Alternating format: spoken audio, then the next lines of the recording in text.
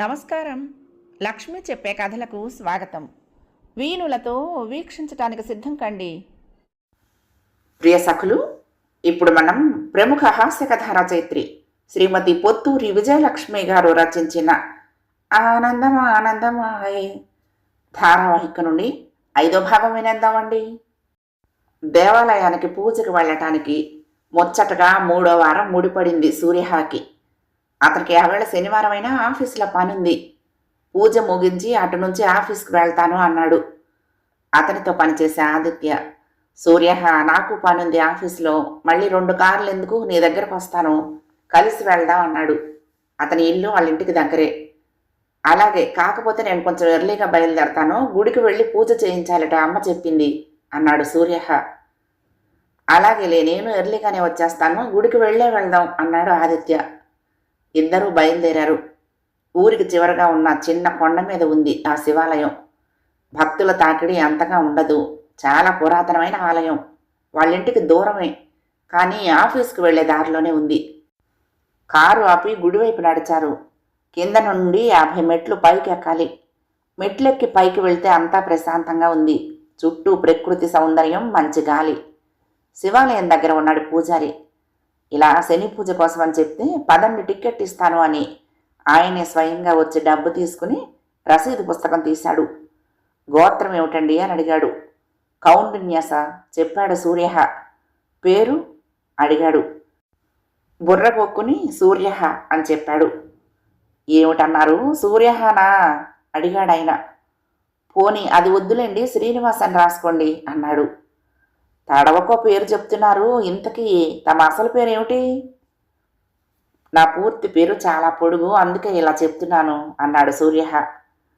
మామూలు సమయాల్లో ఏ పేరు చెప్పినా ఇలా పూజలు అవి చేయించే సమయంలో పూర్తి పేరు చెప్పడం విధాయకం, పూర్తి పేరే చెప్పండి నవ్వాడు పూజారి. సరే, మీ కర్మ రాసుకోండి అని మనసులో అనుకుని నాగ సత్య సూర్య హనుమత్ శంకర సాయి వేణుగోపాల దుర్గా శ్రీనివాస్ అన్నాడు. ఆ పూజారికి ఏడుపు వచ్చింది. రసీదులో 2 వైపులా పేరు రాసి అతని చేతిలో పెట్టాడు. అక్కడ పూజ సామాన్లుంటాయి, కొనుక్కొచ్చుకోండి, ప్రదక్షిణ చేసి ఆ పక్కన కూర్చోండి, నేను వచ్చి పూజ చేయిస్తానని చెప్పి చెయ్యి ఝాడించుకుంటూ శివుడి దగ్గరికి వెళ్ళాడు. ఆయన చెప్పిన పనులన్నీ పూర్తి చేసుకుని కూర్చున్నారు సూర్య, ఆదిత్య. అంతలో గబగబా అక్కడికి వచ్చారు 2 అమ్మాయిలు. శని పూజ చేయించాలి, ఎక్కడ చేస్తారండి అంటూ అడిగింది ఒక అమ్మాయి. మంత్రాలు మధ్యలో ఆపి, అక్కడ పూజ సామాన్లు కొనుక్కొచ్చుకోండి, ప్రదక్షిణ చేసి వచ్చి కూర్చోండి, టికెట్ తర్వాత తీసుకోవచ్చు అరిగిపోయిన రికార్డులా చెప్పి విశ్వేశ్వరాయ మహాదేవాయ త్రయంబకాయ త్రిపురాంతకాయ అంటూ మంత్రాలు కొనసాగించాడు పూజారి. వాళ్ళిద్దరూ వెళ్ళి పూజకు కావలసిన సామాగ్రి కొనుక్కొచ్చి వీళ్ళిద్దరికీ కాస్త దూరంలో కూర్చున్నారు. ఏమిటి మా అమ్మ చాదస్తం, ఏమన్నా అంటే బాధపడుతుంది, నా పెళ్ళి ఆలస్యం అవుతుందిట, కుదిరినట్లే అనిపించి తప్పిపోతుందిట, అందుకని శని పూజ చేయించమంది పక్కనున్న అమ్మాయితో చెప్తోంది ఒక అమ్మాయి. చివారణ తల తిప్పి తన సహ బాధితురాలి వంక చూశాడు సూర్య. సన్నగా నాజుగ్గా ఉంది. పొడిగా ఉన్న జుట్టును క్లిప్పు పెట్టి వదిలేసింది. ఎరుపు పసుపు రంగులు కలిసిన పంజాబీ డ్రెస్ వేసుకుంది. పక్కనున్న ఫ్రెండ్తో మాట్లాడుతూ నవ్వుతూ ఉంటే చూడటానికి బాగుంది. ఆ అమ్మాయి ఇటు చూసేసరికి మొహం తిప్పుకున్నాడు సూర్య. పూజారి వచ్చాడు. ఏమండి, మేము తొందరగా వెళ్ళాలి, పనుంది, ముందు మా పూజ చేయిస్తారా అంది ఆ అమ్మాయి. అది కాదండి, ముందు మేమొచ్చాము, మాకు పనులున్నాయి, ముందు మా పూజ చేయించండి అన్నాడు ఆదిత్య. మేము ఆఫీస్కి వెళ్ళాలి విసురుగా చెప్పింది ఆ అమ్మాయి. సూర్యహాకి కోపం వచ్చింది. మేమేమి ఈగలు తోలుకోవటం లేదు, మేము వెళ్ళాలి ఆఫీస్కి అన్నాడు చిరాగ్గా. పూజారి కలగ చేసుకున్నాడు. వాదించుకోకండి సార్, ఇద్దరి పూజలు కలిసే చేయిస్తాను అన్నాడు. ఇద్దరూ శాంతించారు. అమ్మ ఇట్రండి, సార్ మీరు ఇటు నిలబడండి, చేతులు కడుక్కోండి అంటూ పూజ కార్యక్రమం ప్రారంభించాడు. చెప్పండమ్మా మీ గోత్రం అడిగాడు ఆ అమ్మాయిని. భారద్వాజ సార్ చెప్పింది. పేరు శిల్పారామం. ఆ అమ్మాయి పేరు చెప్పగానే సూర్య, ఆదిత్య పక్కన నవ్వేశారు. ఇంకా నయం హైటెక్ సిటీ అని పేరు పెట్టుకోలేదు అని వెంటనే గంభీరంగా అయిపోయారు. చొర చూశారు ఆడపిల్లలు. ఏమిటన్నారు, శిల్పారామమా? పూజ ఆపేశాడు పూజారి. అవునండి, శిల్పారామం మళ్ళీ చెప్పింది. అమ్మా క్షమించాలి, ఆడపిల్లలకి అలా ప్రదేశాల పేర్లు ఉండవు కదా. మరి మీ పేరు? సంకోచంగా అడిగాడు పూజారి. మేము మొదటి నుంచి తమిళనాడులో ఉండేవాళ్ళం. శిల్ప నా పేరు. మా నాన్నగారి పేరు రామం. చిన్నప్పటి నుంచే శిల్పారామం అనే అంటారు అందరూ, వివరించింది. అదే అసలు విషయం. ఇక్కడ శిల్ప అనండమ్మా చాలు, నాన్నగారి పేరు వద్దులేండి. భారద్వాజస గోత్రోద్భవస్య శిల్పా నామధేయవతి. సార్ మీ పేరు అన్నట్టు నా దగ్గర ఉందిగా అంటూ రసీదు తీశాడు. కౌండన్యస గోత్రోద్భవస్య నాగసత్య సూర్య హనుమత్ శంకర సాయి వేణుగోపాల దుర్గా శ్రీనివాస నామధేయస్య అని చదివేసరికి ఆడపిల్లలు పడి పడి నవ్వేసి బదులు తీర్చుకున్నారు. అంతటితో ఆగక, ఇంకా నయం, అప్పట్లో అయ్యప్ప స్వామి, సంతోషిమాత అంత ప్రాచుర్యంలో లేరు కాబోలు, ఉంటే ఆ పేర్లు కూడా పెట్టేసేవాళ్లే అన్నారు. సూర్య మొహం ఎర్రపడిపోయింది. ఏదో అనబోయాడు కానీ పూజారి వారించాడు. చూడండి, మీరు పూజ చేయించుకునేందుకు వచ్చారు. దేవుడి మీద దృష్టి పెట్టి భక్తి శ్రద్ధలతో పూజ చేసుకుంటే బాగుంటుంది అన్నాడు. దాంతో వాదనలు ఆపేసి భక్తిగా చేతులు జోడించారు. సంకల్పం చెప్పించి ఆ పూజ సామాన్లలో నుంచి నువ్వుల నూనె, పాలు, నువ్వులు, పసుపు, కుంకుమ, పువ్వులు తీసుకుని శనీశ్వరుడి దగ్గరకు వెళ్ళండి అని చెప్పాడు. ఆయన చెప్పినట్లు అటు వెళ్ళారిద్దరూ. కటకటాల మధ్యన ఉన్నాయి నవగ్రహాల విగ్రహాలు. ఇద్దరూ శనీశ్వరుడి విగ్రహం దగ్గర కాస్త దూరంగా నిలబడ్డారు. నేను మంత్రాలు చదువుతూ ఉంటాను. ముందు నూనె, తర్వాత పాలు, తర్వాత నువ్వులు, శ్రద్ధగా అభిషేకం చేయండి అని చెప్పాడు పూజారి. కటకటాల్లో నుంచి చేతులు లోపల పెట్టి అభిషేకం ప్రారంభించారు ఇద్దరు. భక్తితో చేస్తూనే అతని తెల్లని చేతి వంక చూసి, ఇతను చాలా మంచి కలర్ అనుకుంటూ ఒక్క క్షణం అతని మొహం వంక చూసింది శిల్ప. రంగే కాదు, మంచి ఫీచర్స్ కూడా అనుకుని, ఇదేమిటి అని దృష్టి మరల్చుకుని శ్రద్ధగా అభిషేకం చేసింది శిల్ప. సూర్య పరిస్థితి అలాగే ఉంది. నాజూకైన చెయ్యి, ముదురు రంగు గోళ్ళ రంగు, వేలికి ముత్యపు ఉంగరం, 2 బంగారు గాజులు. మెల్లిగా తల పక్కకు తిప్పి చూశాడు. పెద్ద కళ్ళు, చెక్కినట్లున్న ముక్కు. ఇలా చూడటం మర్యాద కాదు కాబట్టి దృష్టి మరల్చి దేవుడి మీద కేంద్రీకరించాడు. అభిషేకం పూర్తయింది, ఇటు రండి అన్నాడు పూజారి. ఇద్దరూ వచ్చేశారు. మళ్ళీ పేర్లతో అవసరం పడిందేమో రసీదు తీసి నాగసత్య అని మొదలెట్టేసరికి వారించి, అంతా వద్దులేండి, సూర్యహానండి చాలు అన్నాడు. శిల్ప మళ్ళీ నవ్వుకుంది. మీ పేరేమిటమ్మా అన్నారు? సాంప్రదాయ వేదిక అంటూ తడబడిపోయాడు పూజారి. ఎంత ఆపుకున్నా నవ్వాగలేదు సూర్యహాకి. శిల్పకి కోపం వచ్చింది. ఏమిటండి మీ అయోమయం? అలాంటి పేరు ఎవరైనా పెట్టుకుంటారా? నా పేరు శిల్పారామం అంది. అమ్మా మన్నించాలి, సంప్రదాయ వేదికలో చాలా కార్యక్రమాలు చేయించాము. మీరు శిల్పారామం అంటే ఆ పేరే గుర్తొచ్చింది అన్నాడు పూజారి. ఆ తర్వాత కూడా, సార్ మీ పేరేమిటన్నారు? బుధహ కదూ అన్నాడు. కాదండి బాబు, సూర్యహ. తెలియకపోతే అడగొచ్చు కదండి విసుక్కున్నాడు. అయ్యా క్షమించాలి, కింద ఎవరో పెద్దవాళ్ళ ఇంట్లో హోమాలు జపాలు ఉంటే మా వాళ్ళంతా కట్టకట్టుకుపోయారు. నన్నొక్కడనే వదిలేశారు. ఈ టిక్కెట్లు ఇచ్చే కుర్రాడు కూడా ఇదిగో ఇప్పుడే కాఫీ తాగొస్తా అని అటే పారిపోయాడు. టిక్కెట్లు ఇవ్వటం దగ్గర నుంచి తీర్థం ఇవ్వటం దాకా అన్ని పనులు నేనే సమర్థించుకు రావాల్సి రావటంతో నాకు హైరాణ అయిపోతోంది. దానికి తోడు మీ పేర్లు కూడా కాస్త తికమకగా ఉండటం వలన ఏదో పొరపాటు జరుగుతోంది. అయినా పూజ మాత్రం యథావిధిగా చేయించానులేండి అన్నాడు. ఆయనకు దక్షిణ తాంబూలం ఇచ్చి నమస్కారం చేశారు విడివిడిగా. శీఘ్రమే కళ్యాణ ప్రాప్తిరస్తు దీవించాడు ఇద్దరిని విడివిడిగా. పూజ ముగిసింది. శివాలయంలో దర్శనం చేసుకుని ఆకలి దంచేస్తూ ఉండటంతో పులిహోర పొట్లాలు కొనుక్కుని మెట్ల మీద కూర్చున్నారు సూర్య, ఆదిత్య. శిల్పారాము ఆవిడ ఫ్రెండు మాత్రం వెంటనే వెళ్ళిపోయారు. కారెక్కాక పూజ బాగా జరిగింది. పులిహోర కూడా చాలా రుచిగా ఉంది కదూ సూర్య పసివేదులా అన్నాడు ఆదిత్య. అవును, అన్నీ చాలా బాగున్నాయి చెప్పాడు సూర్య. ఆఫీస్కి వెళ్ళి 2-3 గంటలు పని చేసుకుని భోజనం టయానికి ఇంటికొచ్చేశాడు. ఏంట్రా పూజ బాగా జరిగిందా? బాగా చేయించాడా అంటూ ప్రశ్నలు వేసింది శారద. సమాధానం చెప్పి భోజనం చేసి తన గదిలోకి వెళ్ళి పడుకున్నాడు. మనసులో ఏదో అలజడి, ఇది అని చెప్పలేని భావన. పుస్తకం తీసి చదవాలని ప్రయత్నించాడు. కాసేపు కంప్యూటర్ ముందు కూర్చున్నాడు. గది సర్దాలని ప్రయత్నించాడు. దేని మీద మనసు వెళ్ళటం లేదు. విసుగ్గా ఉంది. 3ంటికి లేచి కారు వేసుకుని వెళ్ళిపోయాడు. సాయంత్రం పొద్దుపోయాక తిరిగొచ్చాడు. సెలవు రోజు నేను ఇంటి పట్టున ఉండవు కదా, ఎక్కడికి వెళ్ళావురా?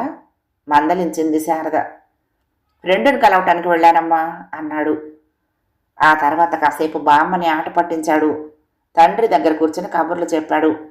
వంటింట్లోకి వెళ్ళి తల్లికి సాయం చేయబోయి పంచదార సీసా పగలగొట్టి ఆవిడ చేత చీవాట్లు తిన్నాడు. రాత్రి ఎంతసేపైనా నిద్ర పట్టడం లేదు. కళ్ళు మూసినా తెరిచినా శిల్పారామం కళ్ల ముందు కదులుతోంది. మళ్ళీ శనివారం తను వస్తుందా పూజకి? కొంపదీసి ఇదే ఆఖరి వారం కాదు కదా తనకి? కంగారు పడ్డాడు. అంతలోనే గుర్తొచ్చింది. శిల్పారామం రాగానే శని పూజ చేయించేది ఎక్కడా అని అడిగింది. అంటే ఆ అమ్మాయికి కొత్తే. తనలాగా వాళ్ళ అమ్మ 5 వారాల పూజ చేయించమందేమో. ఇదే మొదటి వారం కాబట్టి వచ్చే శనివారం తప్పకుండా వస్తుంది. పనిలో పనిగా తను కూడా 5 వారాలు చేసేస్తే సరి. మళ్ళీ వచ్చే శనివారం కోసం 1000 కళ్ళతో ఎదురు చూడసాగాడు. కాలం అతి మెల్లిగా నడుస్తూ అతని ఓర్పును పరీక్షించింది. శుక్రవారం వచ్చేసింది. తెల్లవారితే శనివారం. ఆ వేళ పగలంతా ఊపిరి సలపనంత పని. అక్కడి నుంచి క్లయింట్ బుర్ర తింటున్నాడు. ఆ చిక్కు సమస్యలన్నీ తీర్చుకుని ఇంటికొచ్చేసరికి అర్ధరాత్రి దాటింది. అప్పుడొచ్చి స్నానం చేసి కాసిన పాలు తాగి పడుకున్నాడు. వెంటనే నిద్ర పట్టలేదు. తెల్లవారుజామున నిద్ర ముంచుకొచ్చింది. ఎండ మొహాన పడుతూ ఉంటే త్రుళ్ళిపడి లేచాడు. ఆ వేళ శనివారం అని గుర్తొచ్చింది. ఆ వెంటనే గుళ్ళో పూజ, శిల్ప గుర్తు రావటంతో వెంటనే లేచి 10 నిమిషాల్లో స్నానం చేసి తయారై కిందకొచ్చాడు. కొడుకును చూసి జాలి పడింది శారద. పాపం పిచ్చి సన్నాసి. నా మాట మీద గౌరవంతో వాడికి అంతగా నమ్మకం లేకపోయినా పూజ కోసం పరుగులు పెడుతున్నాడు అనుకుంది. చాలా ఆలస్యమైపోయింది. ఆ అమ్మాయి వచ్చి పూజ ముగించుకొని వెళ్ళిపోతుందేమోనని దారంతా కంగారు పడుతూనే ఉన్నాడు. గుడికి చేరుకొని కారు పార్క్ చేసి వెళ్ళబోతూ ఉంటే మెట్లు దిగి వస్తోంది శిల్ప. గబగబా ఎదురెళ్ళాడు. వెళ్ళిపోతున్నారా? పూజ అయిపోయిందా? దీనంగా ప్రశ్నించాడు. లేదండి, పైన కొట్లో పూజ సామాన్లు లేవు, అయిపోయాయిట. 5 నిమిషాల్లో తెప్పిస్తామన్నారు కానీ అరగంట దాటినా అతిగతి లేదు. కింద షాపులో దొరుకుతాయట, వెళ్తున్నాను అంది శిల్ప. అలాగా, నేను వెళ్ళి ఇద్దరి కోసం తీసుకొస్తాను, మీరు గుళ్ళోకి వెళ్ళండి అని వెనక్కి తిరిగాడు. ఇద్దరికీ పూజ సామాగ్రి కొని మెట్లెక్కి గుళ్ళోకి వెళ్ళాడు. నేరుగా టికెట్ తీసుకునేందుకు వెళ్తూ ఉంటే వెనక నుంచి పిలిచింది శిల్ప. మీ టికెట్ నేను తీసుకున్నానండి అంది. థ్యాంక్స్ అంటూ టికెట్ తీసుకుని డబ్బులు ఇచ్చేశాడు. శిల్ప అతని దగ్గర నుంచి పూజ సామాగ్రి తీసుకుని డబ్బులు ఇచ్చేసింది. ప్రదక్షిణ చేసి నవగ్రహాల గుడి దగ్గరికి వెళ్లారు. ఆ వేళ జనం చాలా మంది ఉన్నారు. పూజ కోసం వేచి ఉన్నారు. ఇవాళ ఏదో విశేషం ఉందేమో, చాలా మంది ఉన్నారు. మన వంతు వచ్చేసరికి చాలా సమయం పట్టేలా ఉంది. ఆ పక్కన కూర్చుందాం అన్నాడు. సరే పదండి, ఎండలో నిలబడే బదులు నీడలో కూర్చుందాం అంది శిల్ప.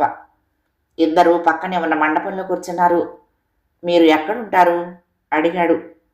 ఆనంద్ బాగులో. మరి మీరు? ఏఎస్ రావు నాగర్. ఇక్కడే పనిచేస్తున్నారా? మరో ప్రశ్న. అవునండి, ఎంబీఏ ఫైనాన్స్ చేశాను. ఐసిఐసిఐ బ్యాంకులో పనిచేస్తున్నాను. సైబర్ టవర్లో మా ఆఫీసు చెప్పింది. నేను గౌహతిలో ఐఐటి చేశాను. క్యాంపస్ ఇంటర్వ్యూలో సెలెక్ట్ అయ్యాను. విప్రోలో పనిచేస్తున్నాను. హైటెక్ సిటీలో మా ఆఫీసు చెప్పాడు సూర్య. మీరు మొదటి నుంచి హైదరాబాద్లోనే ఉన్నారా అడిగింది శిల్ప. అవునండి, నాన్నగారు డిఆర్డిఎల్లో పనిచేసి రిటైర్ అయ్యారు. ఇక్కడే ఉంటున్నాం. మరి మీరు? నాన్నగారి సర్వీస్ అంతా తమిళనాడులో నైవేలిలో పనిచేసి రిటైర్ అయ్యారు. ఆ తర్వాత ఇక్కడికే వచ్చేసాము. మా బంధువులందరూ ఈ ఊళ్ళోనే ఉన్నారు చెప్పింది శిల్ప. మీకు అన్నదమ్ములు అక్క చెల్లెళ్ళు ఉన్నారా అడిగాడు. ఒక్కడే తమ్ముడు మెడిసిన్ చేస్తున్నాడు. మరి మీకు? ఎవరూ లేరు, నేనొక్కడనే. అందుకేనా మీకు అంత పెద్ద పేరు పెట్టారు మీ పెద్దవాళ్ళు నవ్వుతూనే అడిగింది. సూర్య కూడా నవ్వేశాడు. ఇక ఆ తర్వాత సినిమాలు, రాజకీయాలు ఏమిటేమిటో మాట్లాడుకుంటూ ఉండిపోయారు. పూజ కోసం వచ్చిన వాళ్ళంతా పూజ చేసుకుని వెళ్ళిపోయారు. వీళ్ళ తర్వాత వచ్చిన వాళ్ళు వెళ్ళిపోయారు. ఇంకా ఎవరైనా శని పూజ కోసం టికెట్ తీసుకున్న వాళ్ళు ఉన్నారా అండి? ఉంటే రావాలి త్వరగా, గుడి మూసేసే టైం అవుతోంది అంటూ పూజారి కేక పెట్టేసరికి ఉలిక్కిపడి లేచి వెళ్లారు ఇద్దరు. మరింత శ్రద్ధాసక్తులతో పూజ చేశారు. పులిహోర కొనుక్కుని తిన్నారు. మెట్లు దిగి కిందకొచ్చారు. మీరెలా వచ్చారు అడిగాడు. నా యాక్టివా సర్వీసింగ్కి ఇచ్చాను, ఆటోలోనే వచ్చాను చెప్పింది. నేను కారులో వచ్చాను, రండి మిమ్మల్ని మీ ఇంటి దగ్గర దిగబెడతాను అన్నాడు. వద్దు, ఆటోలు దొరుకుతాయి, నేను వెళ్తాను అంటూనే మరో మాటకు ఆస్కారం ఇవ్వకుండా వెళ్ళి అతను చూస్తూ ఉండగానే ఆటో ఎక్కి బై చెప్పేసి వెళ్ళిపోయింది. బరువుగా నిట్టూర్చాడు సూర్య. మళ్ళీ ఆ వేళంతా మనసులో శిల్ప చొరబడి చెప్పుకోలేని అలజడ రేపుతోంది. దీన్నే ప్రేమంటారా? ఒక్కసారి చూసేసరికి ప్రేమ కలగటం సాధ్యమా? కాదు, 4 మాటలు మంచిగా మాట్లాడింది కాబట్టి కలిగిన ఆకర్షణ అని సరిపెట్టుకుందామంటే అది వరకు పెళ్లి చూపుల్లో ఆ అమ్మాయిలతోనూ బాగానే మాట్లాడటం జరిగింది. అప్పుడు ఇటువంటి భావన కలగలేదు. ఈ అమ్మాయికి పెళ్లి కాలేదని తెలుస్తూనే ఉంది. నిన్ను చూస్తూ ఉంటే నాకు అలా ఉంది కాబట్టి నువ్వు నన్ను పెళ్లి చేసుకుంటావా అని అడగటం మంచిదేనా? అడిగితే ఆ అమ్మాయి అపార్థం చేసుకోదు కదా. మంటపంలో కూర్చున్నప్పుడు కలివిడిగా మాట్లాడింది. కానీ కారులో దింపుతాను రమ్మంటే వద్దు, ఆటోలో వెళ్ళిపోతానని ఖచ్చితంగా చెప్పింది. అటువంటి వ్యక్తిని నేరుగా పెళ్లి విషయం ఎలా అడగటం? అడగకుండా ఊరుకుంటే ఒక మంచి అవకాశాన్ని చేతులారా జార విడుచుకున్నట్లవుతుందా? ఎటూ తేల్చుకోలేక తికమక పడిపోతున్నాడు. పరాకుగా ఉంటున్న కొడుకులోని మార్పు గమనించింది శారద. ఏమిట్రా చిట్టి అలా ఉన్నావు అని వెంటపడి వేధించింది కూడా. ఏవో ఆఫీసులో సమస్యలమ్మా అని చెప్పి తప్పించుకున్నాడు. మళ్ళీ శనివారం వచ్చింది. ఎంతో ఉత్సాహంగా గుడికి వెళ్ళాడు. శిల్ప కనిపించలేదు. పూజ చేయించాక కూడా గుడి మూసేసేదాకా అక్కడే కూర్చున్నాడు. శిల్పారామం అనే భక్తురాలు వచ్చి వెళ్ళిందా అని టిక్కెట్లు ఇచ్చి అతన్ని అడుగుదామనుకుని నవ్వుకుంటారేమోనని మానేశాడు. ఎందుకు రాలేదు? కారణం ఏమై ఉంటుంది? అన్యమనస్కంగానే ఇంటికొచ్చాడు. వచ్చి రాగానే తండ్రి పిలిచాడు. మంచి సంబంధం ఉందిట, రేపు పెళ్లి చూపులకు వెళ్దామా అడిగాడు కృష్ణ. అబ్బా, ఏం పెళ్లి చూపులు నాన్న, నాకు విసుగేస్తోంది. కొన్నాళ్ళు నా పెళ్లి ప్రయత్నాలు మానేయండి అన్నాడు కాస్త విసుగ్గా. ఇది మరీ బాగుందిరా, నీకై నువ్వు వెతుక్కోరా అంటే 6 నెలలు గడిచినా ఎక్కడ వేసిన గొంగళి అక్కడే అన్నట్టుగా ఉంది నీ వ్యవహారం. నేను చచ్చి సతమతమై సంబంధాలు వెతుకుతూ ఉంటే కూడా అలా చిరాకు పడితే నేను ఏకంగా దూకేదిరా విసుగ్గా అన్నాడు కృష్ణ. శారద కల్పించుకుంది. వాడు అసలే ఆఫీసు పని ఒత్తిడితో సతమతం అవుతున్నాడు. 10 రోజులుగా చూస్తున్నాను. పగలు రాత్రి తేడా లేకుండా కాలుగాలిన పిల్లిలా పచారులు చేస్తున్నాడు. వాడి అవస్థ చూడలేకపోతున్నాను. ఆ పనులన్నీ సర్దుబాటు చేసుకున్న తర్వాత వాడే స్థిమిత పడతాడు.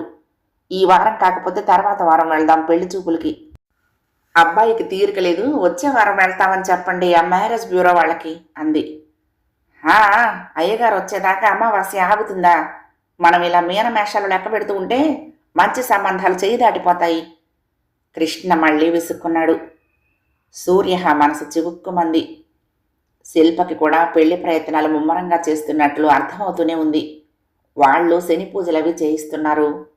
సాధారణంగా పెళ్లి చూపులు సెలవు రోజుల్లోనే ఏర్పాటు చేస్తారు. ఈ శని ఆదివారాల్లో శిల్పను చూడటానికి ఎవరైనా వస్తారా? సరేనంటారా? ఆలోచనలతో అతని బుర్ర వేడెక్కిపోయింది. ఆదివారం గడిచిపోయింది. శిల్పతో మాట్లాడదామంటే ఆమె ఫోన్ నెంబర్ లేదు. ఫోన్లో మాట్లాడేంత చనువు లేదు. మళ్ళీ శనివారం దాకా ఆగాలి. అప్పుడైనా వస్తుందో లేదో మరి. మనసు ఉగ్గపట్టుకోలేక సోమవారం నాడు లంచ్ టైంలో సైబర్ టవర్స్లో ఉన్న ఐసిఐసిఐ బ్యాంకుకు వెళ్ళాడు. ఎక్కువ శ్రమ పడకుండానే కనిపించింది శిల్ప. ఇతన్ని చూసి తెల్లబోయింది. ఇలా వచ్చారేం అడిగింది. మొన్న వారం గుడికి రాలేదేం? ఉక్రోషం దాచుకోలేకపోయాడు. ప్రొద్దున్నే వెళ్ళొచ్చాను, అమ్మా నేను వెళ్ళాము. ఈ విషయం కనుక్కునేందుకు వచ్చారా? ఆశ్చర్యంగా అడిగింది. హఠాత్తుగా మొహమాటం వేసింది అతనికి. కాదు, నాకు లోన్ కావాలి, మీ బ్యాంకు వాళ్ళు ఇస్తారేమో అడుగుతామని వచ్చాను. ఏదో తోచిన సమాధానం ఇచ్చాడు. ఎందుకేమో మహారాజుల్లా ఇస్తాం, అందుకేగా మేముంది. చెప్పండి, ఏ లోన్ కావాలి మీకు అడిగింది. బుర్ర కొక్కున్నాడు. వాహనం ఉంది, ఇల్లు ఉంది, అసలు ఇప్పుడు అతనికి అప్పెందుకు? అతని వ్యవహారం చూసి ఇది అప్పు కోసం వచ్చిన వ్యవహారం కాదని అర్థమైపోయింది శిల్పకి. ఆట పట్టించాలనిపించింది. మీరు పని చెయ్యండి, అటుగా ఆ మూలున్నారు చూడండి సుధాకర్, అతను ఈ లోన్ల విషయం చూస్తారు. వెళ్ళి అడిగితే వివరంగా చెప్తారు అంది అతి మర్యాదగా. ఆహా, అది కాదు. మీరు ఏ విషయాలు చూస్తారు అడిగాడు. నేను ఇన్సూరెన్సులు చూస్తూ ఉంటాను చెప్పింది. అయితే నాకు ఇన్సూరెన్స్ కావాలి, వివరాలు చెప్పండి అన్నాడు. మీకు ఏ విధమైన పాలసీ కావాలో చెప్తే వివరాలు చెప్తాను అంది. మళ్ళీ బుర్ర కూక్కున్నాడు. లైఫ్ కవరేజీ, హెల్త్ ఇన్సూరెన్స్ ఇప్పటికే ఉన్నాయి. ఏదో ఒక సమాధానం చెప్పాలి కాబట్టి పిల్లల ఉజ్వల భవిష్యత్తు కోసం ఏదైనా ప్లాన్ ఉంటే చెప్పండి అన్నాడు. దానికోసం మంచి మంచి పథకాలు ఉన్నాయి. మీ పిల్లల వయసు ఎంత చెప్తే ఏది మీకు సరిపోతుందో చెప్తాను. సాధ్యమైనంత గంభీరత తెచ్చిపెట్టుకుని గంభీరంగానే సమాధానం చెప్పింది శిల్ప. నాకింకా పెళ్ళే కాలేదు, పిల్లలు ఎక్కడున్నారు అన్నాడు అయోమయంగా. పుట్టని పిల్లల కోసం మా దగ్గర ఏమీ లేవు, పిల్లలు పుట్టాకరండి అంది శిల్ప. పోనీ వృద్ధాప్య పింఛన్ కోసం ఏదైనా బీమా ఉందా అడిగాడు దీనంగా. ఉంది అంటూ వివరించింది శిల్ప. దానికి సంబంధించిన వివరాలున్న కరపత్రం కూడా అందించింది. అదంతా విన్నాడో లేదో ఆ భగవంతుడికే ఎరుక. చెప్పాల్సిందంతా చెప్పేసి okay, thank you, have a nice day అంది.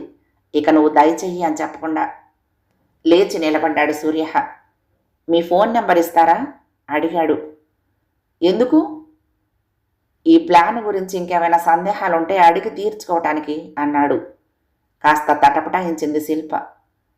నేను అల్లరి చిల్లర వాణ్ణి కాదండి, చాలా మంచివాణ్ణి, మీరు నిరభ్యంతరంగా నాకు నెంబర్ ఇవ్వచ్చు అన్నాడు. నవ్వేసి నెంబర్ ఇచ్చింది శిల్ప. అలా శిల్ప నెంబర్ అడిగి తీసుకున్న తర్వాత 6 రోజులకి మళ్ళీ మరో ఫోన్ నెంబర్ అడిగాడు. శిల్ప, మీకు అంగీకారం అయితే మీ నాన్నగారి ఫోన్ నెంబర్ ఇస్తారా అని అడిగాడు. నాన్నగారి ఫోన్ నెంబర్ ఎందుకు? తెలిసినా తెలియనట్లే అడిగింది. ఈ 6 రోజులు రోజుకు కనీసం గంటసేపు ఫోన్లో మాట్లాడుకుంటూనే ఉన్నారు వాళ్ళిద్దరూ. ఎవరికి వారే గట్టి నిర్ణయానికి వచ్చారు. మగవాడు కాబట్టి తానే చొరవ తీసుకున్నాడు సూర్య. ఆడపిల్ల కాబట్టి వగలిపోయింది శిల్ప. అందుకే ఎందుకు అని అడిగింది. మా నాన్నగారికి ఇస్తాను, ఆయన మీ నాన్నగారితో మాట్లాడతారు. మన ఇద్దరం ఇష్టపడినా ముందు జరగవలసిందంతా పెద్దవాళ్ళు జరిపిస్తేనే బాగుంటుంది కదా అన్నాడు. చిన్నగా నవ్వుతూ ఇస్తాను తీసుకోండి అంటూ తండ్రి నెంబర్ ఇచ్చింది. ఇంటికొచ్చేసరికి రాత్రి 10 గంటలైంది. ఇప్పుడే చెప్పటమా అనుకుని వద్దులే రేపొద్దున్నే చెప్పచ్చు అనుకున్నాడు. కానీ మనసు ఆగలేదు. చివరికి 11ంటికి గదిలో నుంచి బయటకొచ్చి తండ్రి గది తలుపు తట్టాడు. కృష్ణ నిద్రపోతున్నాడు. శారద పుస్తకం చదువుకుంటోంది. ఎవరు? చిట్టి, లోపలికి రా అంది. లోపలికొచ్చాడు సూర్య. మంచం మీద కూర్చున్నాడు. ఏమిట్రా ఈవేళప్పుడొచ్చావు అనుమానంగా అడిగింది.